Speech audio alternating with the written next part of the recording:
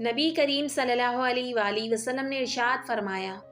لوگوں کے ساتھ معاملات بگاڑنے سے بچو، کیونکہ یہ چیز موڑنے والی ہے، یعنی دین میں خلل پیدا کرنے والی۔ پیارے نبی صلی اللہ علیہ وآلہ وسلم نے ارشاد فرمایا،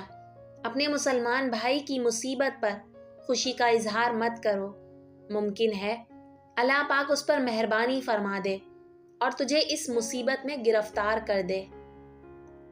رسول کریم صلی اللہ علیہ وآلہ وسلم نے فرمایا، کیا میں تمہیں اس شخص کے بارے میں نہ بتاؤں جو آگ پر حرام ہے، ہر نرم طبیعت، نرم زبان اور لوگوں سے درگزر کرنے والا ہے۔ رسول کریم صلی اللہ علیہ وآلہ وسلم نے ارشاد فرمایا، ایمان کے لحاظ سے کامل، بہترین مومن وہ ہے جو اخلاق میں سب سے اچھا ہو۔ نبی کریم صلی اللہ علیہ وآلہ وسلم نے ارشاد فرمایا، حیا اور ایمان باہمی ساتھی ہیں،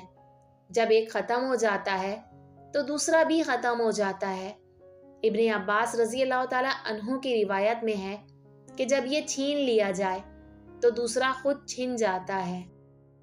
حضرت ابو ہریرہ رضی اللہ تعالیٰ عنہ سے روایت ہے کہ نبی کریم صلی اللہ علیہ وآلہ وسلم نے فرمایا، راتوں کے درمیان کوئی جمعے کی رات کو قیام شب کے لیے خاص نہ کرے اور دنوں کے درمیان جمعے کے دن کے روزے کے لیے تخصیص نہ کرے، البتہ ہمیشہ روزے رکھنے والے کے لیے اتفاقاً یہ دن آ جائے تو اور بات ہے۔ نبی کریم صلی اللہ علیہ وآلہ وسلم نے ارشاد فرمایا،